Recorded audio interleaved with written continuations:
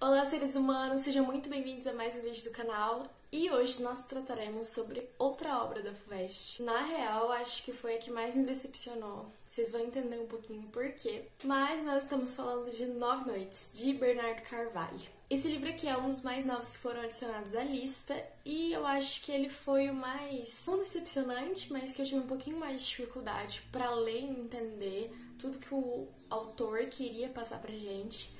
Acho que todo o gênero que ele carrega explica muito disso também, depois que eu fui tentar entender sobre o livro, que eu consegui entender por que eu tava tendo tanta dificuldade. Mas, de qualquer forma, vamos lá. Esse livro aqui ele foi escrito em 2002, logo ali. Então, assim, ele é o livro mais novo de toda a lista.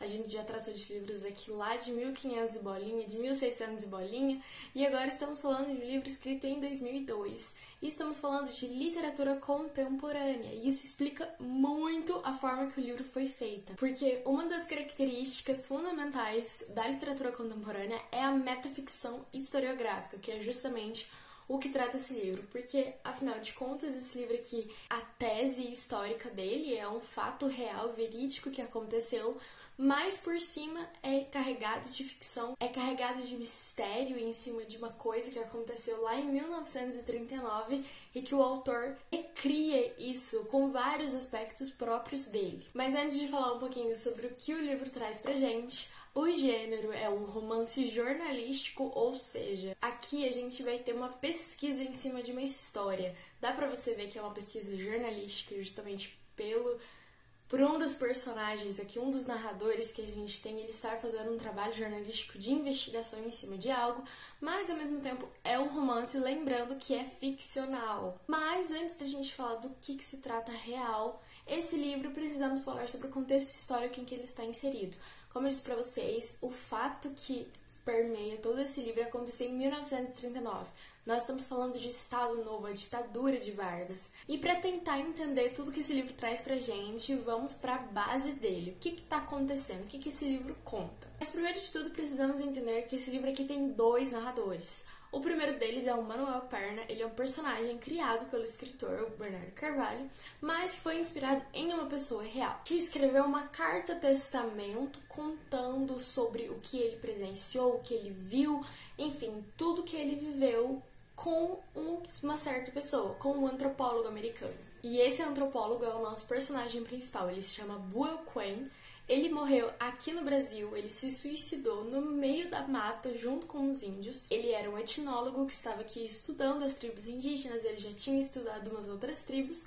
E lá em 1939, aos 27 anos, ele se suicida, choca os índios da forma que ele se suicida, porque ele corta o corpo inteiro e depois ele se enforca. Aquilo causou um certo murmurinho na época, mas foi abafado, nada mais falou sobre isso. Mas o Manuel Perna, ele conviveu com o Buell Quinn, ele conviveu 9 noites com ele, que ele e o antropólogo, eles criam um tipo de laço, um tipo de relação, o antropólogo conta vários casos da vida dele, e eles criam uma certa intimidade. Mas o que isso tudo tem a ver com o nosso autor? Bom, aí que entra o nosso segundo narrador, que é um jornalista, um repórter, enfim, uma pessoa que está investigando esse caso.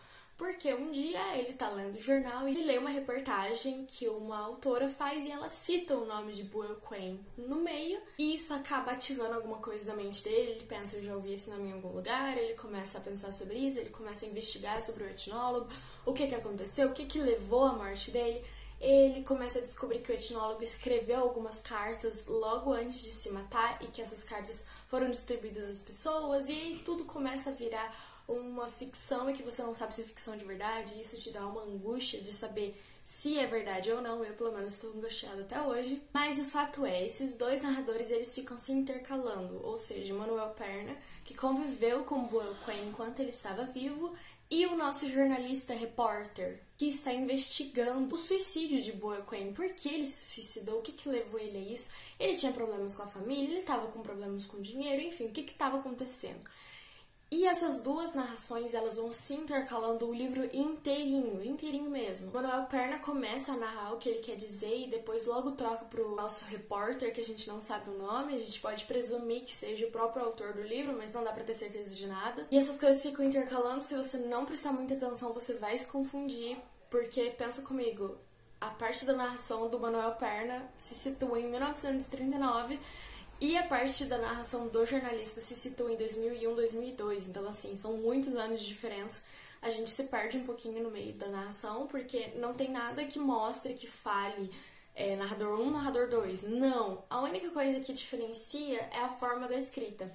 Quando é o Manuel Perna, o texto é em itálico, aquela forminha da letra, e quando é o jornalista, o repórter, enfim, a letra é normal, e é só isso que a gente consegue diferenciar a narração dos dois. A grande sacada aqui é que não tem muito o que falar sobre Buell Quinn. Ele se suicidou, não tem muitas coisas para se procurar. O nosso repórter aqui, ele investiga absolutamente tudo, ele vai pro meio da mata, ele vai para os Estados Unidos, ele pesquisa em tudo que é canto, ele liga para as pessoas, ele manda cartas, ele faz tudo que ele podia fazer, mas ele não acha nada. E aí, enquanto ele tá nessa investigação obsessiva em cima da morte de Buell Quinn, ele acaba se autobiografando. Ele começa a contar da própria vida dele, da infância dele, e aí teve uma hora que eu não sabia se ele tava falando da vida dele, ou da vida do Buell, ou da vida de outra pessoa, porque é realmente muito confuso. E ele começa a contar da sua vida, contar de casos dele mesmo, porque o pai tinha muitas fazendas no interior, e ele conviveu com índios quando ele era criança. Ele conta de índios no Xingu que ele conheceu, que ele andava de aviãozinho com o pai pra ir nessas fazendas dele. Enfim,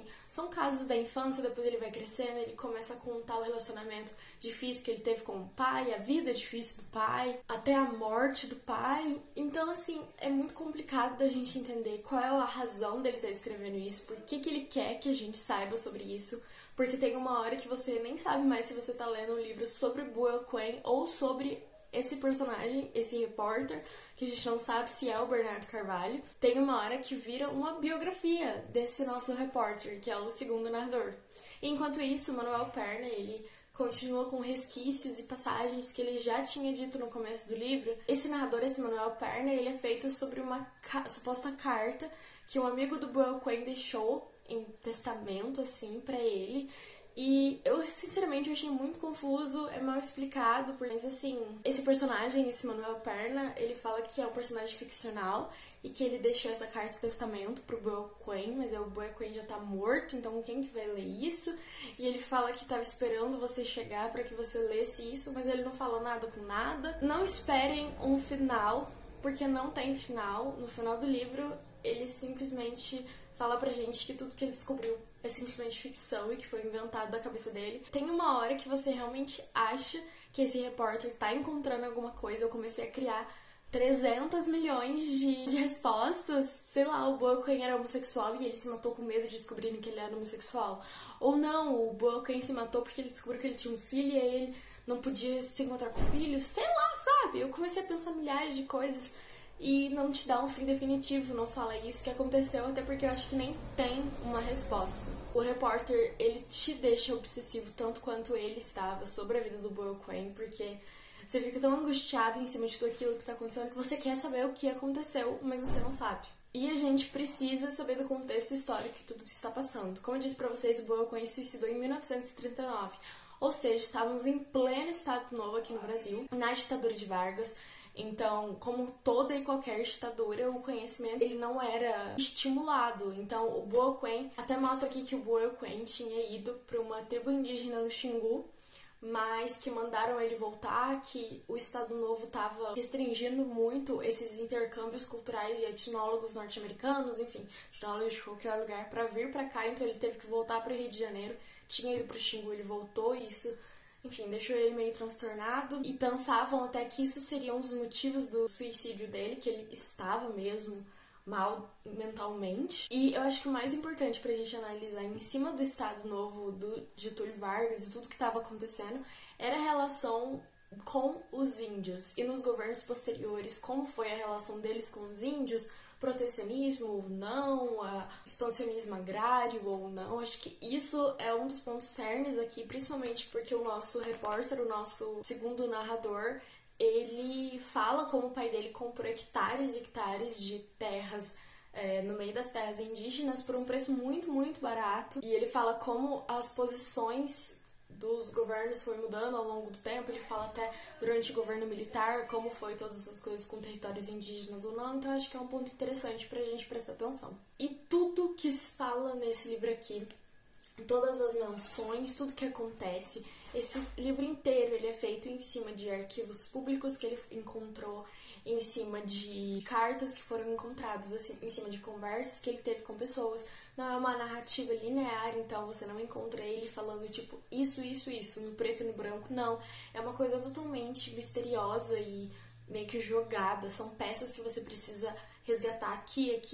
Tem partes do começo do livro que você vai lembrar no finalzinho pra você conseguir entender o que você tá lendo. E esse Manuel Perna, que é um personagem ficcional, mas que foi inspirado em um amigo de verdade do Buell Quinn, ele diz que ele passou 9 noites com o Buell Quinn quando ele estava indo ou voltando de uma tribo dos Krahô, que lá o Buell Quinn contou pra ele vários casos da vida dele, e tanto que é o nome do livro. E essa parte em que ele fala dessas 9 noites que ele passou com o Buell Quinn é muito importante pra gente ver o emocional e como ele era visto. O Buell Quinn como um ser humano de verdade. Outra questão muito importante é os índios, a visão dos índios. Nós estamos acostumados com uma visão do índio herói, uma visão totalmente construída lá da literatura romântica, com Iracema e com todas aquelas coisas de José de Alencar, com o índio heróico, bonito, glorioso, magnífico, etc. E essa visão é totalmente desconstruída aqui, até porque o Buell Quinn, ao mesmo tempo que ele estuda os índios, ele tem um certo receio dos índios, não vou dizer receio, mas ele fala que ele não gosta das pinturas corporais, ele não gosta que fiquem tocando nele. Ele mostra um índio humano, um índio nu e cru, um índio que erra, um índio que acerta. Ele coloca suas opiniões em cima do índio. Ele chega a falar mal dos índios, que ele tem desgosto pelos índios para uma amiga dele, mas também ele fala como ele admira os índios para o outro. Você não entende a opinião dele direito. Mas é uma visão totalmente desconstruída desse romantismo que a gente tinha antes. Até o nosso repórter aqui, ele chega aí na tribo Krahô para tentar entender o que aconteceu com o Buell Quinn, e ele mostra pra gente o índio de uma perspectiva que a gente nunca tinha visto na vida. É uma desconstrução mesmo. A gente vê facetas de índios, porque é o índio sobre a perspectiva de várias pessoas, de vários momentos dessas pessoas. Então dá pra gente entender como muda isso. E não é nada romantizado, nada como a gente estava acostumado a ver em Iracema, por exemplo. E outra característica muito importante desse livro aqui é que a linguagem dele é bem concisa, bem sisuda, as frases são curtas, são elementos jogados para você entender. Não jogados, mas colocados aqui que você precisa capturar tudo, colocar tudo na ordem para você conseguir entender. Não tem muito o que falar dele, porque eu sinceramente achei muito confuso para ler, eu tive que pesquisar muito para conseguir entender alguma coisa para falar aqui sobre ele. Eu fiquei bem revoltada no final do livro, porque não tem um fim, não tem um porquê, não tem uma explicação, não tem nada. Quando eu achei que eu tava conseguindo entender, o livro acaba e não te dá nenhuma explicação sobre absolutamente nada. Então, talvez o gênero ficcional, assim, sem um final, não me agrade tanto, mas eu achei muito confuso e muito difícil para eu conseguir entender o que eu acabei de ler. Eu conheci a história do Buell Quinn, conheci tudo o que aconteceu, a família, os casos, o que pode ter sido, o que pode não ter sido, mas ficamos sem um final. E acredito que não tenha um final de verdade, por isso que o autor acabou fazendo todo esse redemoinho, toda essa volta para chegar em quase lugar nenhum, porque realmente não tem explicação. O homem se suicidou e não temos nada que falar sobre isso. Mas eu quero ouvir de vocês o que vocês acharam, se vocês leram, se acharam confusos também, se tiveram uma visão totalmente diferente da minha. Espero que sim, porque foi muito terminar esse livro e não ter nada sobre ele, sabe? Terminar de ler e ficar à deriva mesmo, sem uma resposta e sem uma explicação sobre o que eu acabei de ler. Mas eu espero que vocês tenham gostado e que tenham entendido pelo menos um pouquinho. É uma obra muito complicada, mas eu acho que os pontos que você precisa entender é a situação do Estado Novo, essa coisa de retrair a cultura, retrair o conhecimento, porque era uma ditadura e é, né, isso que acontece nas ditaduras. Entender também a situação do índio, como o índio era visto na época do Estado Novo, nos governos seguintes, em JK, que a gente tem a marcha pro oeste, então é muito importante a gente entender isso também. A visão que a gente tem do índio, essa coisa do romantismo que foi pregado durante muitos anos e hoje em dia, essa visão que é colocada aqui totalmente desconstruída, são pontos muito importantes e que podem ser colocados na prova.